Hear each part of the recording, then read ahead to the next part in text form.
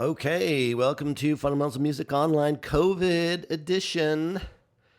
Uh, so let me give some information about this. I'm really excited to hear your songs. There's so much possibility in them. So I want to go over a few things that we can do to improve our songs. Very often, people have plenty of content, but maybe that they're playing too much. You need to make more space. So I'm going to just go over a few basic rules that you can apply and see if these work on your song. Try these things. I have a demo file here that you can download and you play around with it and just kind of see these things I'm talking about. Okay, so the first is I've got a demo song here.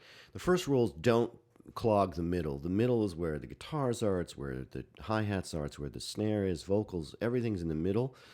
And so I have a song here, and it's based on, the starter kit that I had. And let's listen to it for a second. Okay, so I have my groove happening. Got a little melody. Now the melody's kind of buried in there, right? The melody's kind of buried in there. I got all the rhythm tracks going. The idea now is we want to carve this out and make it clearer and not put everything in. I have all these different grooves, strumming this groove, this, all these different things happening. I need to take some of these out and try and make the mix a little clearer. So I'm going to go in and I'm just going to ixnay some of these. So already I'm getting more clarity out of the song. The melody is kind of low, right? The melody is a little bit low. I could bring it up an octave. Not only could I bring the volume up on the melody, but I could also bring up the octave on the melody. So if I press X and that gives me my mixer, I can go and just raise the level of the. It's a little better now that I've raised the melody a little bit so I can hear more of what's going on, right? Melody too low, enough melody. Better, right? So just editing some and bringing the melody up, make sure I got to be able to hear the drums, bass, and the melody. I got to hear those things. And they don't want to obscure each other. If they get in each other's way, you got to prioritize. Now we come to the B section. Nice, simple little B section. Back to my main thing.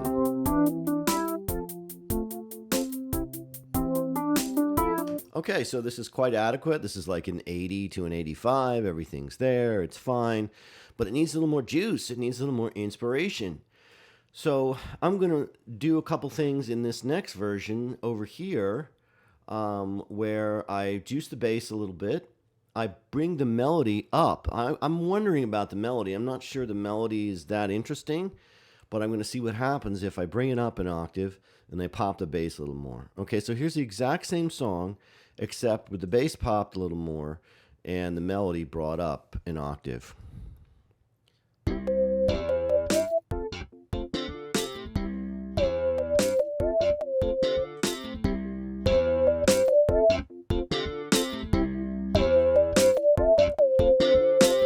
Right, so it's a lot clearer, this groove, and again, I'm going to give you this file to download so you can hear this going on. The bass pops a little more, the melody pops a little more, I have a little more distinction, right? Here's what it sounded like before.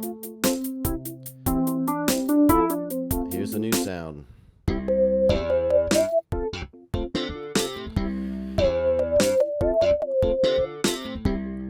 Chris Laura LJ, the great producer, says, imagine you're sitting in your car listening to it. What's going to pop? What's going to stick more? The attack and decays of this groove more. There's more space. You can groove to this more, right?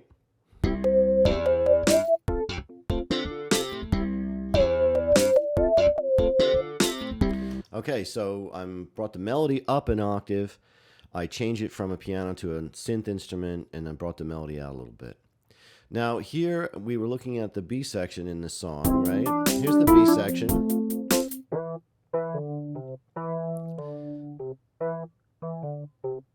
There's the B section, pretty plain, pretty vanilla. But in the B section over here now, I'm going to add some horns to that and bring it out and make it a little better. Better with horns. Yes, Rude Boy! Bring it down! Boom shaka! Right? So we got a little more drama in the B section. Okay, now there's nothing saying I have to stay with that same B section exactly again. I'm going to go with that horn things a little bit more in this next part, and I'm going to add some dovetailing. I'm going to overlap. If you look at this, notice when I start this B section over here, rather than having it just end dead right here and then start dead right there, I'm overlapping it. I've driven it back into the song to let it dovetail. So this is number 3 on the lesson here, dovetailing transitions to connect the sections. Okay, so I drove this section back into the other section, so it won't be just like one stops, one stops, one starts. So I've got that going.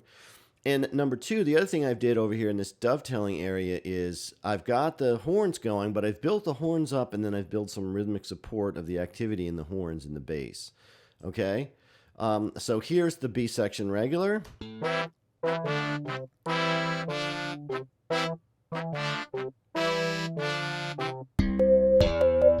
Okay, fine. Now here's the B section with some more dovetailing and some more overlapping. Here we go.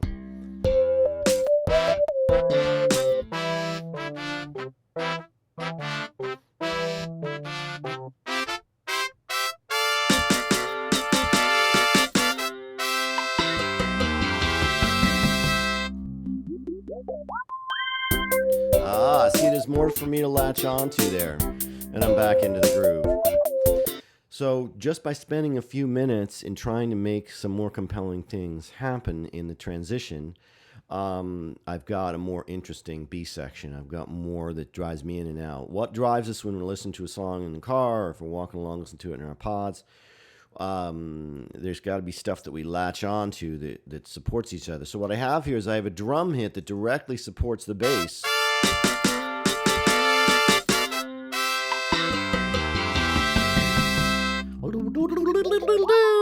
Yes, bring it, boy!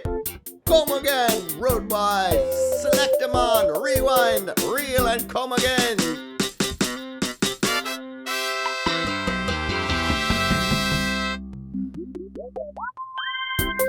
And this boy in the winter have the COVID. It really sucks, yes! Cold. Alright, so that's where this is all going. Don't clog your mid-range. Melody can be raised an octave. Use dovetailing in transitions, like I did here, right?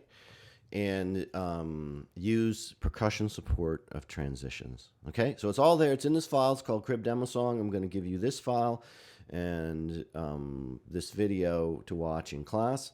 Please work on this and keep working on your songs. And I will see you live in person very soon.